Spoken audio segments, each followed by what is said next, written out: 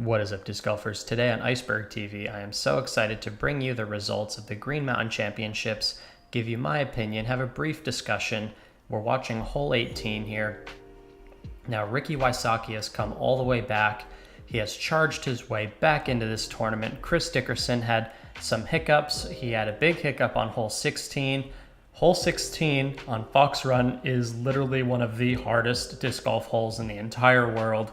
It is so challenging, and I encourage anybody who lives in the Northeast or anywhere on the East Coast to make a trip up to Vermont, appreciate the scenery, go swim under a waterfall, and go play hole 16 at Fox Run. Play the gold layout. I guarantee you it is one of the hardest holes you will ever play in your entire life. Now, hole 18 is the perfect finishing hole. It is such a challenging tee shot. Chris Dickerson throws the most scariest shot. Honestly, he probably deserved to go out of bounds on this shot, but the fact that it's spiked in bounds just ever so slightly saved his tournament. If he goes OB there, Ricky Wysocki does one of two things. He outright wins or he forces a playoff.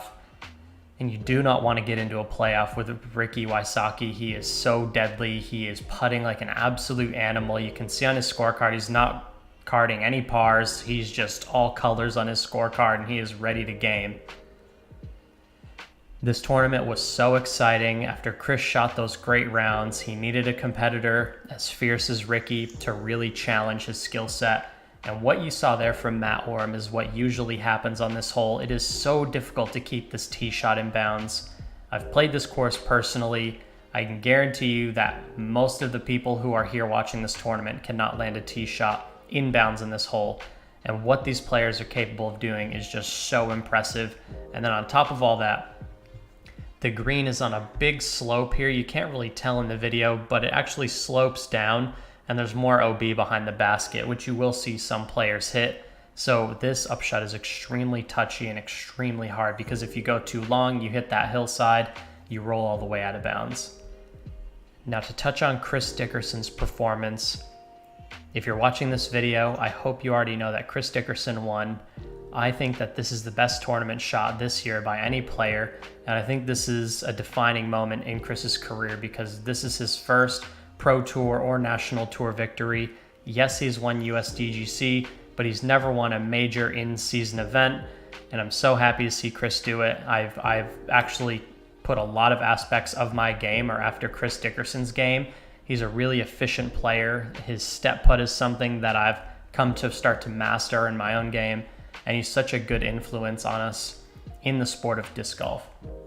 He's a really fun player to watch, and I'm so happy to see him win. We're going to have a quick look at the results here right after we see what Chris Dickerson had to say here after his win. What a wild ride of a final round. You've made it to the end of the road here after coming down to one stroke on 18. Tell us, what is the relief? What is the emotion? What are you feeling right now? So it's a pretty big relief considering what I did on 18 last year. So it's good to go birdie this year. Tell us about that experience last year. Was it a 7? I don't know. It's been so long I couldn't tell you exactly, but it wasn't good. 18 is a harrowing hole. Standing on the tee box, what did it feel like? And so last year on this hole, Chris Dickerson took a quadruple bogey. So there was so much pressure on him, and that so easily could have happened again this year. He threw a crazy spike hyzer, and it probably should have gone OB, but disc golf's a game of inches, and he was able to stay in bounds, and he was able to pick up the win. that disc danced on the OB line. It did, yeah. It landed probably 10 feet in. I threw it kind of high, so hoping it would spike, and then it tried to roll out. Yeah, 18 makes for some good drama. You produced amazing drama down the stretch. I know at one point I think I had a 7-stroke lead. I think it was either 6 or 7, but yeah, Ricky worked his way back. He played great, and I had a few holes where I just, messed up basically. Well, you've gotten the huge wins before. You're 2-time disc golf tour champion. You have won the USDGC. This is actually your first regular season win. Was that on your mind? It's a big win.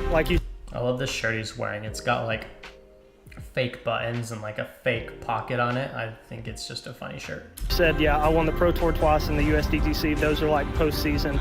I think we'd all consider. So yeah, regular season feels great to finally get one. You've moved up near the top 8 in the Pro Tour Championship standings.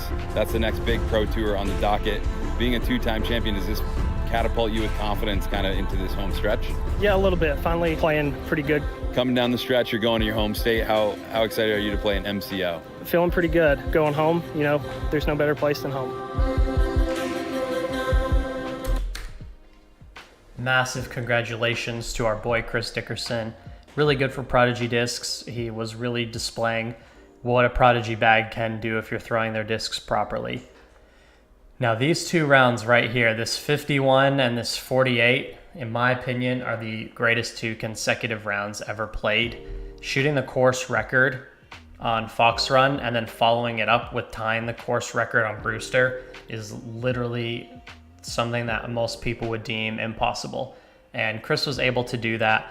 Is just some of the most impressive golf that's ever been shot. And I feel like I just want to make sure that it's not being underplayed, because this was on the territory of Paul McBeth shooting 18 under, Chris Dickerson getting this course record, and then tying the course record, in my mind, is exactly on par, or even maybe a little bit better than that. It was the best golf that I've ever seen over a 2-round stretch, and I can't reiterate that enough.